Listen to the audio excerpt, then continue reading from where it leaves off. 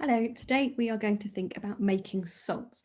This is part of the chemistry course that has some content where we have to understand how acids react and also includes a required practical activity. So first up, we need to make sure we can all use the correct language. These are words you would have seen and used before, but I just want you to take a minute to think about what they mean. So your keywords are solute, solvent, solution, soluble, and insoluble. I want you to have a go at using some words or diagrams to explain what they mean. So pause the video here and do that, please. Right, how did you get on? A solute is a substance that you dissolve. So in my picture here, the solute here is salt. Okay, solute, the solid that you're going to try and dissolve. A solvent is the liquid into which you do the dissolving. So in my picture here, that's my water in the beaker, my solvent. If I put my solute into my solvent and it dissolves, the thing that I make, the mixture that I make, is my solution. So in this instance, it would be salty water, and that's called brine.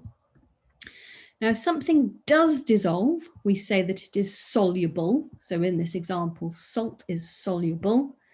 If it is insoluble, that means it won't dissolve. So sand at the beach, for example, is insoluble. So pause the video here and make any additions or corrections to your definitions that you need to do. Right, so we're now going to think about the theory behind making salts.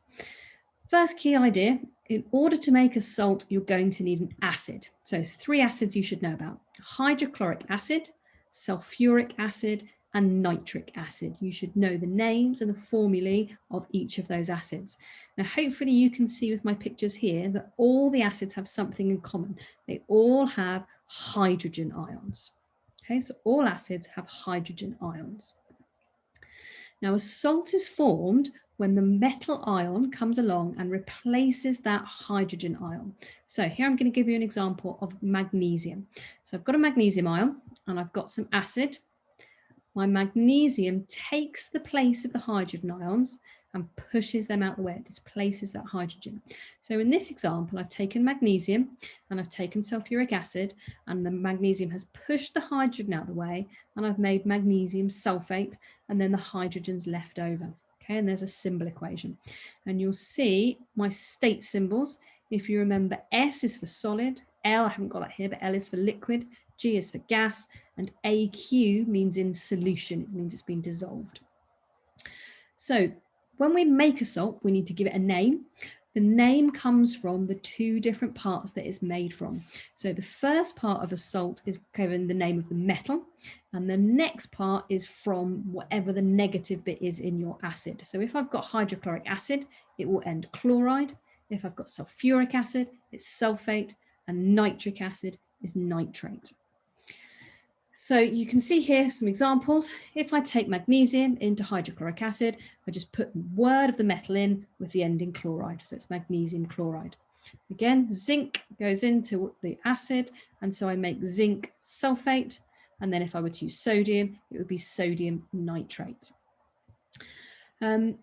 So we need an acid.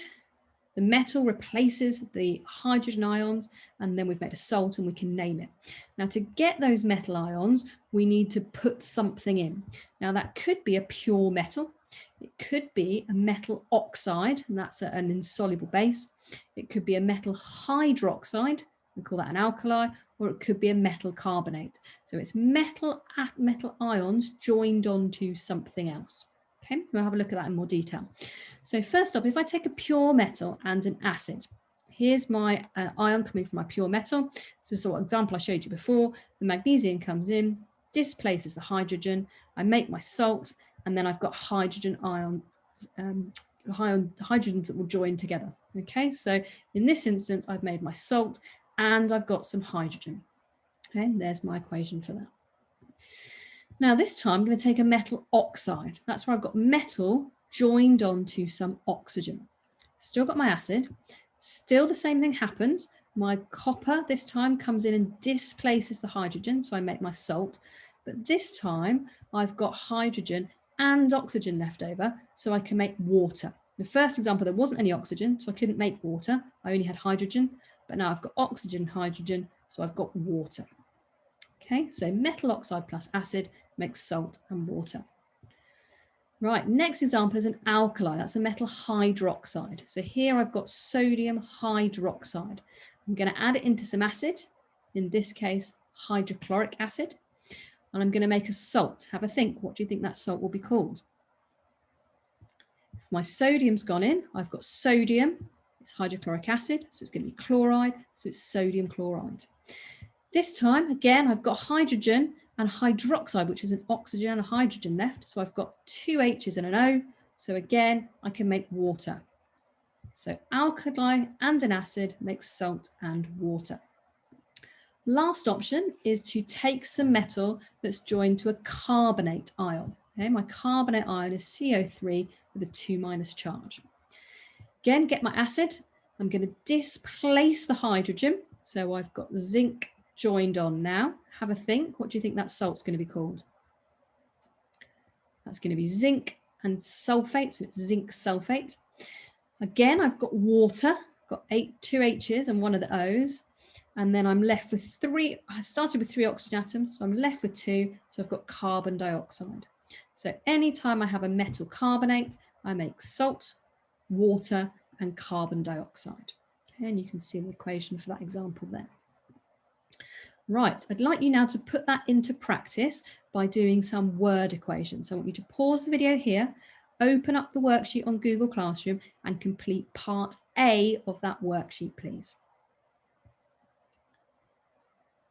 Okay, carrying on then, and now we're thinking about how we make salts in practice. How do we physically make salts?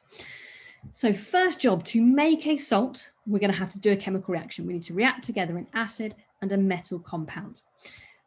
We saw before there's various metal compounds we could use. Have a think. Which would be the best one to use and why? Pause the video and have a think. Right, let's work it through then. So if I get a metal and an acid, I make my salt, brilliant, but I also make hydrogen. Have a think. What do you know about hydrogen gas?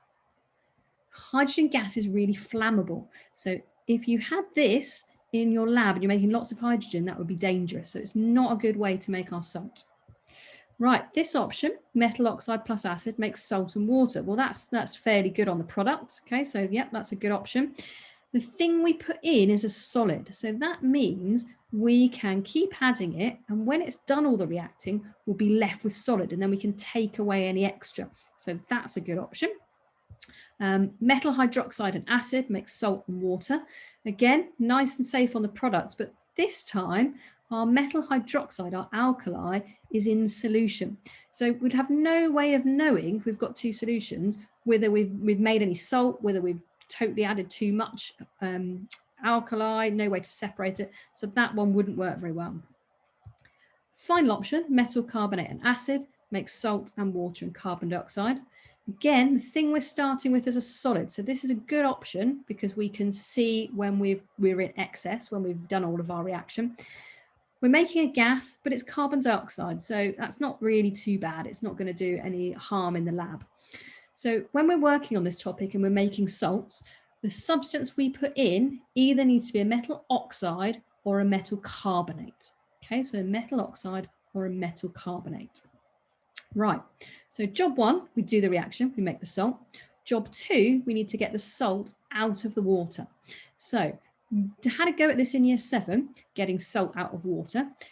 How are you going to do that? I want you to have a think about what you would do, what equipment you would need. I want you to pause the video and draw a diagram, try and label it of the equipment you would use to get the salt out of the water. Pause and do that now, please.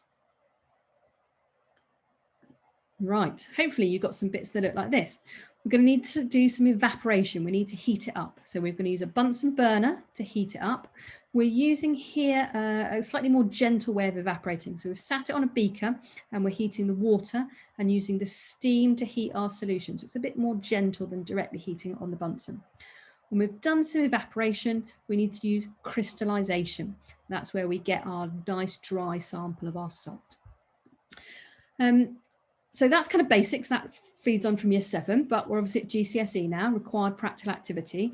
We need to think about how we do this really effectively, how we get a good yield and how we get a really pure product. So how do we get lots of salt and how do we make sure it's just the salt that we want?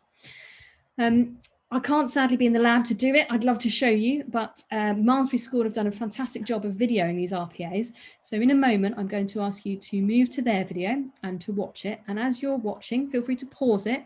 And I want you to try and do the following. I want you to write down a word equation for the reaction she's doing and a balanced symbol equation. As she's working, I want you to think about what things she is doing to keep safe and how she ensures a good yield of the salt. And finally, what is she doing to make sure her salt is as pure as possible? Next lesson, we'll be writing our own method in detail. So don't worry about jotting down all the steps at the moment. It's thinking about those themes. So pause the video and do that now, please. Okay, that's the end of our lesson. So can you please take a photograph of the definitions you've written, your word equations that you did, and your notes about the method, attach that onto Google Classroom and submit your work. Thank you very much.